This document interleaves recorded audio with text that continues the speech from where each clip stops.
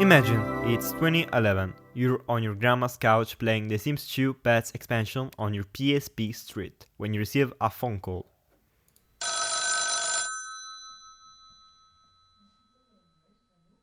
Hello? Hi, you don't know me. I'm here to inform you that the new PSP2 is going to come out. The name of the console is... Please, just tell me that it doesn't slide and that it can play real games. Wait, why are you wearing sunglasses? It won't be like the most of... Wait, how do you know I wear sunglasses? Damn, enough of the game.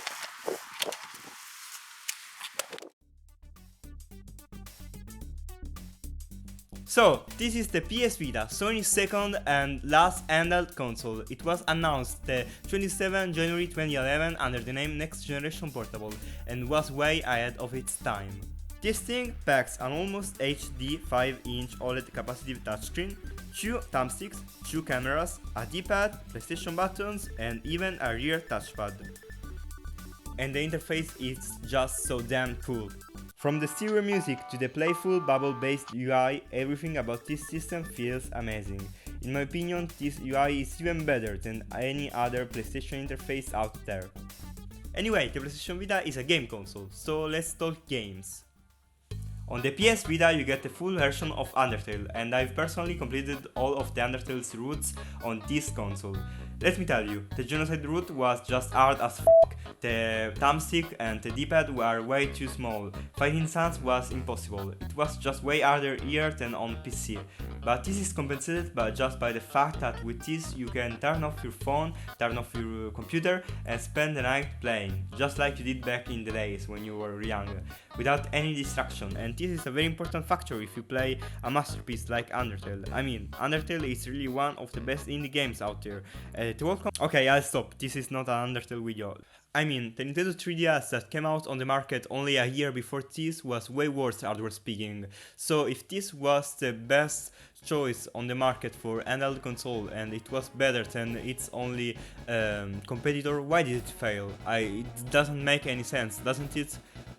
I did a bit of research on interviews, on news article, on YouTube videos, on Reddit, and everyone has got their opinion for this. But on Reddit the most quoted are a lack of games, the console not being marketed well, the fact that mobile games for smartphone were on the rise, the price drop of the already released 3DS, and the fact that it already had a decent amount of games, the 3DS.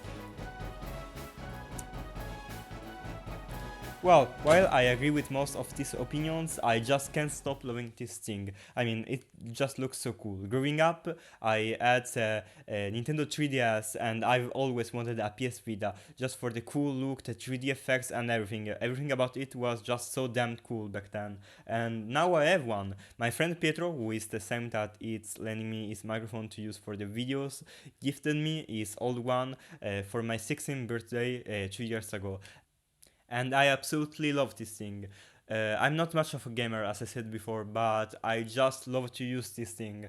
Last year I had a Nintendo Switch Lite for 2 months and it just wasn't as good as this. I mean, it was better, the screen was bigger, the buttons were bigger, it was just more comfortable to use, but it just wasn't the same thing, it just didn't have the same vibes as this.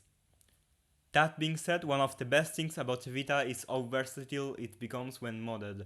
I mean, this thing is made for modding. The modding scene required the PS Vita and the PS Vita required the modding scene. You only need to visit the Enkaku website and do everything from the console. No PC required, no mod chips required. Yep, exactly. To mod the console, you only need the console. And from there, once you've modded it, you can do everything with this console. It can play PS1 games, PSP games, PS Vita games, obviously. It can emulate the NES, the Super Nintendo, the Game Boy Advance.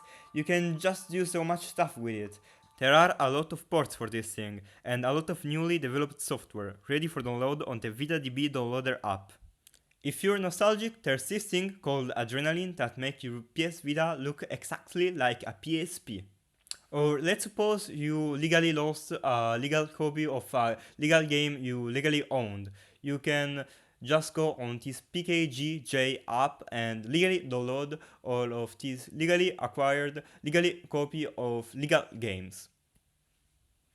Remember I always said that memory cards were expensive as for this thing? Well, now it's not a problem anymore. With the SD psvita you can now use your SD card as a memory card. It just goes into game card slot. But something that most people ignore about the psvita is how good it is at playing music. I mean, this thing has got the same Wolfson DAC as the iPod 4th and 5th, and it's just so good. I mean, you can use it as your MP3 player, you can upload your local music library on this. It reads MP3, WAV files.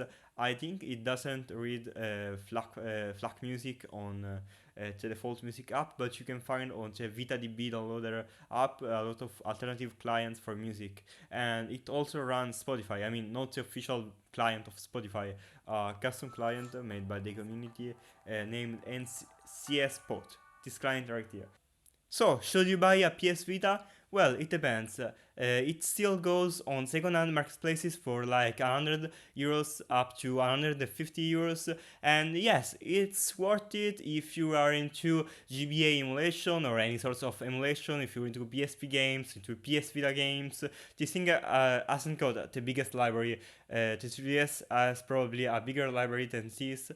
Not probably, surely a bigger library than this, but it's still worth it. I mean, you can emulate GBA, you can emulate PSP, you can play PS1 games, you can play a lot of stuff on this. Really, you can use it for music, you can use it for videos.